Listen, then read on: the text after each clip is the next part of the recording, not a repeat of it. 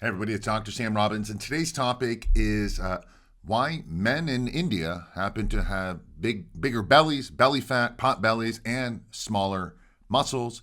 And this comes from a question that I received, and it said, Dr. Sam, I'm a 32-year-old man in India. I have a big stomach. What you call beer belly in the States, even though I don't drink alcohol, I've noticed that most of the men, most of the people in India have big pot bellies and small muscles. Why is this? How can I fix it? It's not attractive, and I'm sure it's not healthy. Please help. Well, you're right. It's obviously not healthy and it's not attractive, right? I always say that the only time a big fat belly is cute is when it's on a baby. And I have noticed it in India. I have a friend who's Indian, and I, before this, I asked him. He said, "Yep, I see this all the time," and I've seen it. And also, some Latin people have that as well, and they're both related. Again, there are different causes. There's genetics, there's diet, there's hormones, there's stress and exercise, and I'll talk about each of these in detail. And first of all, there's always genetics, something we can't control. Some people just do better with diets and can't get fat.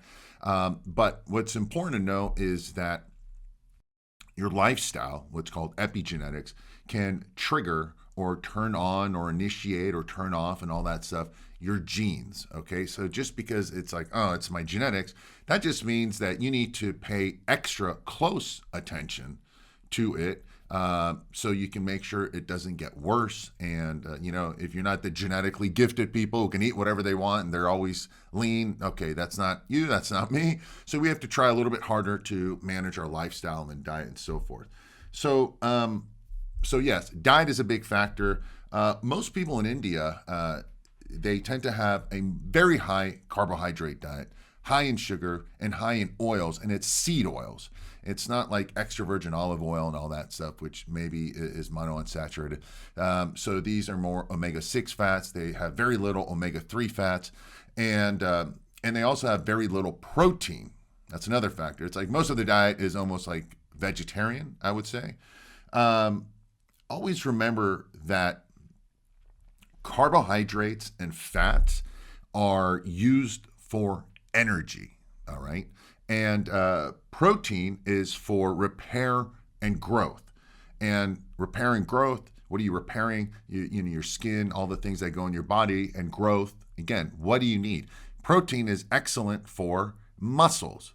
So if you're from India or you're having a very high carbohydrate, sugar, and fat diet, you're having too much energy, right, from the carbohydrates, from the sugars and fats, especially if you're not exercising, which I'll get to in a minute, and you're having very little protein, so there's little muscle there left for muscle growth and repair, and the lack of exercise, which explains why it's bigger bellies, pot bellies, belly fat, and then it's also lack of muscle growth and so forth. So that's something to keep in mind. Remember, all that extra energy is just going to get stored as body fat, the carbohydrates and fats. And the other problem is when you have too many carbohydrates, it increases blood sugar levels and over time increases insulin resistance, which basically means more belly fat, more visceral fat. That's that fat in your belly, inside the muscles, right? So that gives it even more of that quote unquote beer belly, pot belly. Then you have all of that also causes less muscle growth. You're already not having enough protein. Then you become insulin resistant, higher blood sugar levels. So now it's like more fat, more fat, more fat, less muscle, less muscle, less muscle. And again, this also means less energy. The other problem is the most addictive compound is sugar, carbohydrates, plus fat, add in a little bit of salt, and it's extremely addictive. So you end up not only eating a lot, but you keep eating it more and you're craving it more. So all of that also then causes inflammation. As you've heard me talk in the past, inflammation is linked to many problems, but let's just stick to the gut health. Inflammation obviously going to cause bloating in the stomach, which isn't good. Inflammation is from high blood sugars, from high carbohydrates, from high seed oils. That's obviously not good. So it causes more inflammation. That's going to cause more pain, joint pain, high blood sugar. High blood sugar also causes inflammation. So all of this stuff ends up causing extra stress on the body. So what does that mean, extra stress?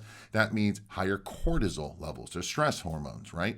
So what does that mean? When stress hormones go up, cortisol levels go up. So that means that at this point, blood sugar also goes up. It's interesting, right? High cortisol, high blood sugar. I know people on a very low carb diet, but they're super stressed out. They don't sleep and they're like, I'm diabetic. And it's because of the high cortisol levels. So again, high cortisol also then causes more gut problems, more belly fat. And at the same time, higher cortisol also then, causes muscle loss. So all this stuff is exacerbating the body, causing more problems. Maybe all this also can eventually lead to poor sleep. And of course, not many people in India are exercising, all right? Even if you did, it's not being, you need more protein. So you got to exercise.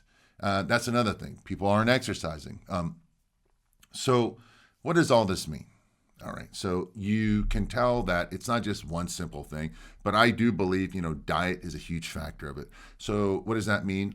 Reduce your, carbohydrates and more so your fat, because fat intake is so easy. You can, like a little tablespoon of oil, any oil, it's like 150 calories. Okay, so you want to reduce all that and have more vegetables, all that stuff. But also you got to increase your protein intake. Just honestly, you got to sit down and be like, let me write this stuff down. How many carbohydrates am I having? How much oil is in that? You make a rice, I'm part Middle Eastern. My mom would make that rice and put like a ton of oil in there. I'm like, Jesus, right? And then there'd be like just a little bit of meat. And one thing leads to another. After years and years, you're getting older, you have lower testosterone levels, higher blood sugar levels, higher cortisol levels. Next thing you know, you have high blood pressure, high cholesterol levels. All this stuff starts getting worse and worse. So not only are you going to age faster, you're not as healthy, and of course, you don't look as healthy. And losing muscle is horrible. It accelerates aging. People fall down, they get hip breaking, all this like is a lack of muscle. So you need to improve your diet. Improve your blood sugar is a huge factor. And I've got tons of articles, and you can take, supplements and all that to improve your blood sugar, especially if you're going to keep continuing to eat all those carbohydrates. You need to do anything to improve your blood sugar levels and insulin sensitivity. The number one thing is exercise and build more muscle, or go take like a 10 or 15 minute walk before and or after all your meals. So that'll totally help. Exercise will totally allow you to utilize that glucose, the sugar, much better. But again, more muscles you have, the better you can utilize that glucose and the sugar. Increase your protein, and also the protein will keep you full longer. So do all those things. I think you already know. I'll put all the information below this video about things you can improve your blood sugar levels, different diets that are good to improving blood sugar, exercise programs, and all that. But I hope this all makes sense. If it does, let me know below what questions you have. And of course, the information in the description area. And again, if you're not already subscribed, please do so. Especially if you've seen me before and you keep watching it, just subscribe so I can notify you when new topics come up, and let me know what topics you want me to cover below so I can make these videos. Again, this is all for you, not for me. As always, thanks for watching. Thanks for listening. Wishing you a very happy and healthy day.